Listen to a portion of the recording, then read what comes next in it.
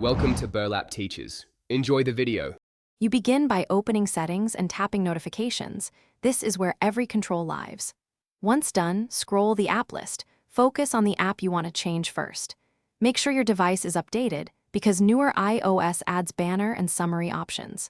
Tap the app to view Allow Notifications toggle, then adjust the 3 delivery areas: lock screen, notification center, and banners. This immediate step gets you into the exact settings you'll tweak next. Follow these choices deliberately. Now refine how notifications appear.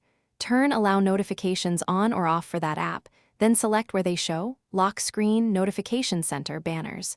Choose banner style, temporary or persistent. Persistent stays until you dismiss it.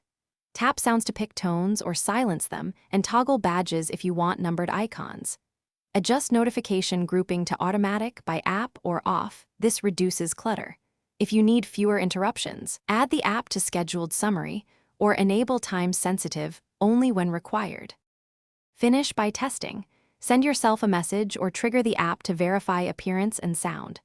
If changes don't show, make sure focus modes or do not disturb aren't silencing alerts, and confirm the app has permission to send notifications. Once confirmed, you can repeat tweaks for other apps or use global settings for summaries. If notifications still fail, restart the device. As a last resort, reset notification settings for the app or reinstall it.